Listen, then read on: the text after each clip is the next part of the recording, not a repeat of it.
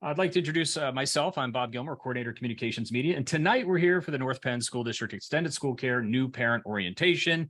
And we are here with our new Coordinator of Extended School Care, Jacqueline O'Byrne. Jacqueline, welcome. We're here to go through our slides tonight, and I will give a little bit of help here. If you look on the bottom of your Zoom meeting, there's a button for Q&A. That's where you can ask any questions of Jacqueline.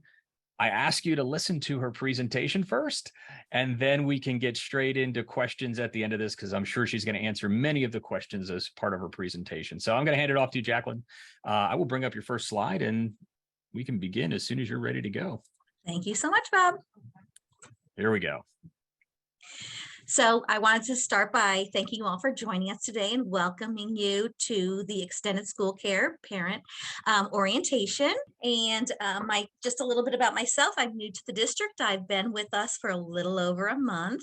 And I do have a history of working in extended care programs in previous school districts. So let's get started. So our extended school care program, the Before School Care program begins at 7 a.m. It includes breakfast, crafts, games, and active play. In our after-school portion of the day, it includes snack, homework time, crafts, games, active play, and that ends at 6 o'clock. All of our locations are licensed by the PA Department of Human Services. You can continue. Great. So on snow days when school is closed or we're offering school virtual to students, there is no childcare available. In the event that we have a 1, 2, or 3 hour delay, before care will begin 1, 2, or 3 hours later. So that'll be 8, 9, or 10, depending on the delay.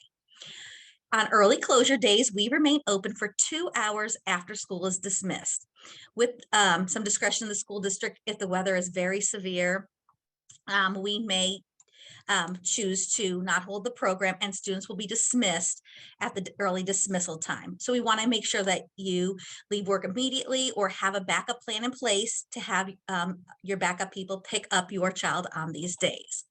There is a late fee in our program of $1 per minute for any parents who are late picking up their children. Next, we do offer in-service daycare for our students. There is a full day care will be offered on September 25th, November 20th, November 21st, and the 22nd, and then September 16th, March 25th, 26th, 27th, and then April 10th.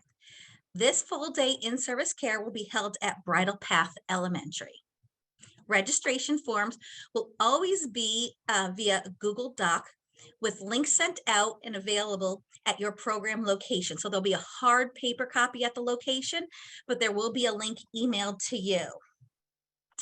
We've already sent out the email link for September 25th.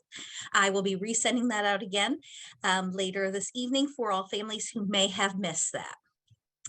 Care is held from 7 to 6 p.m. on these days, and it includes a variety of activities, breakfast, as well as a PM snack, and lunch is included as well.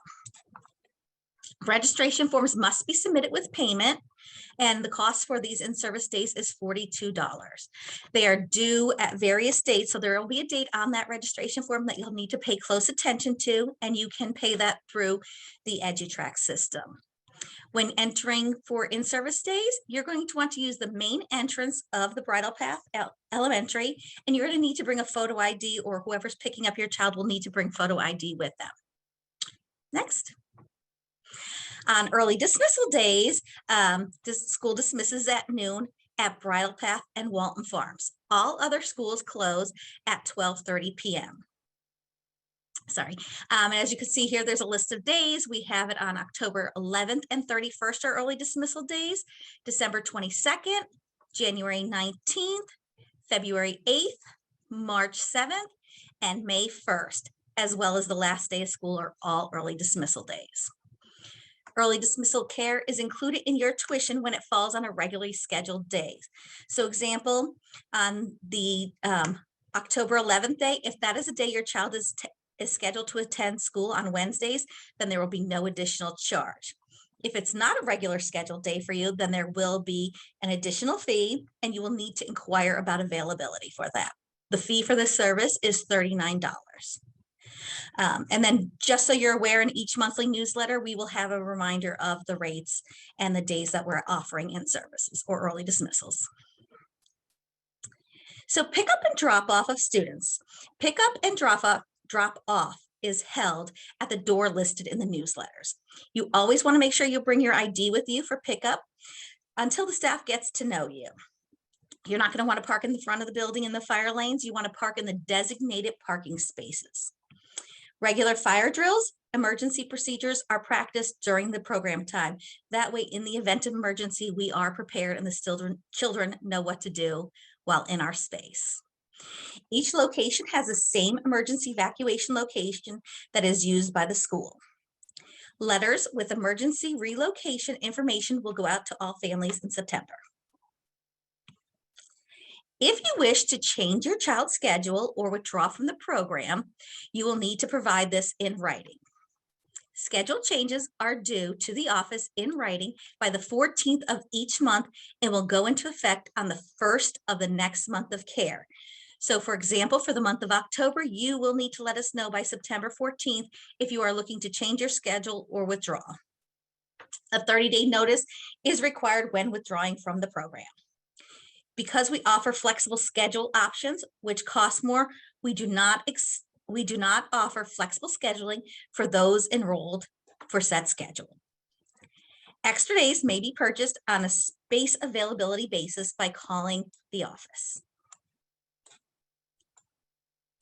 If your child receives medication during program hours, you must provide meds in the original containers with the prescription label. For any prescription meds, we must see your child's name on the prescription label. You must provide the written instructions from the physician on the label of the prescription med, and you must complete the medication permission form for each medication required. So if your child has an inhaler as well as needing Benadryl, we will need both permission slips for both of them.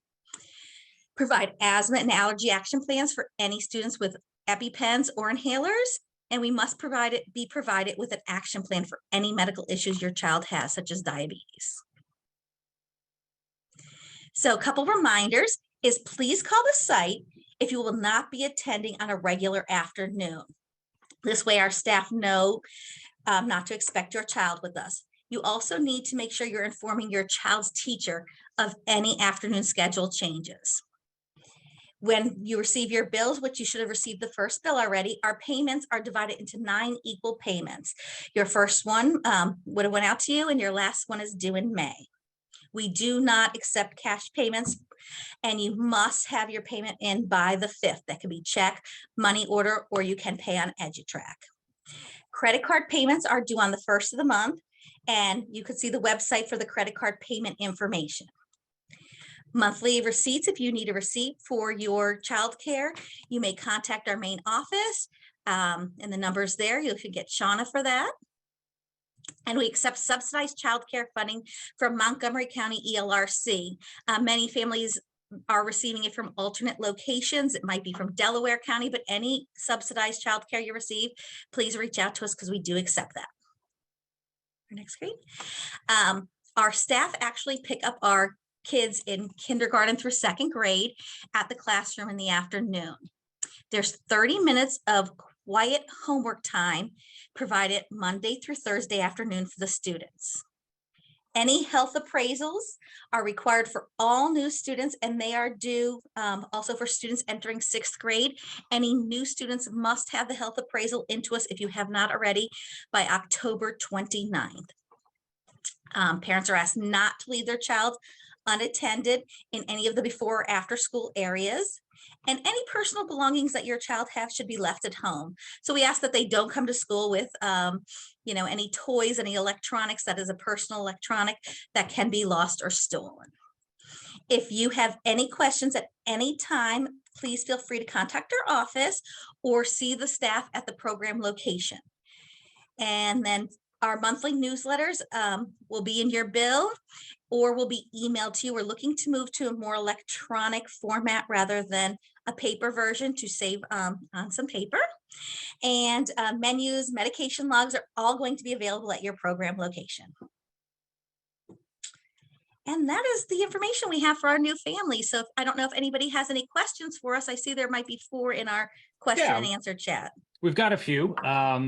And just looking at in general for breakfast in the morning, is that provided as part of the fee or part of the school breakfast program?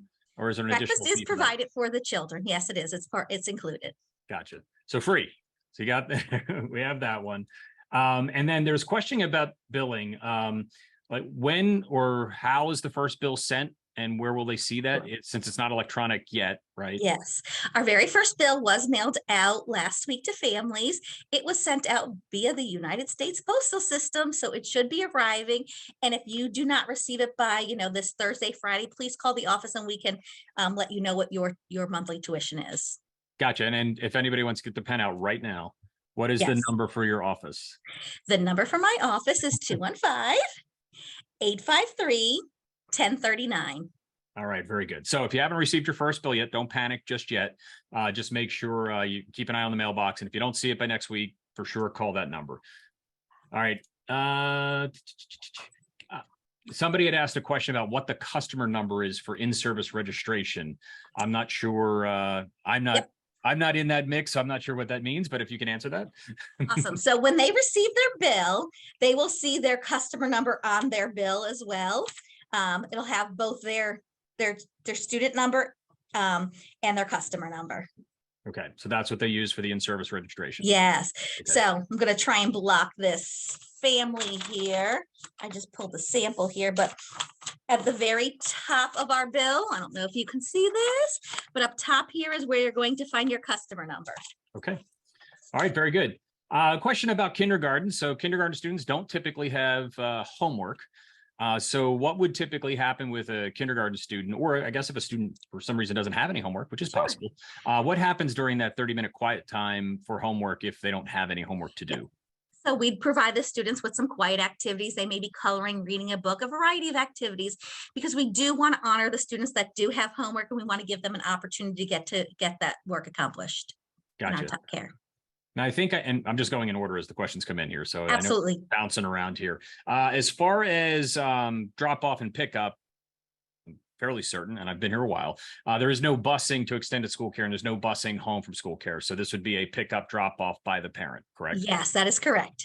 And I had a thought as you went through the snow slides there. As far as who can pick up the child, has that already been put in through the registration? Has that information put in there? So mom, dad, if I had a grandparent that was going to pick up, and particularly I was thinking about in those days where we have an early dismissal due to weather, everybody's trying to get back and we close 2 hours after we dismiss. So obviously sometimes you might be stuck yourself trying to get here of how do you get your child picked up. So how do we get cleared for who gets to pick up the student? And I guess, what are some suggestions in that snow scenario? Some people live in Philadelphia, some people work further away. So getting back by 2 hours after sometimes just by weather alone is a challenge. What should a parent do in that scenario if they can't physically get there to pick up? Yes. So on the parent paperwork that they filled out, they provided emergency contact pickup people. So you can authorize one of them. Any of those people that showed up, we would release to your child.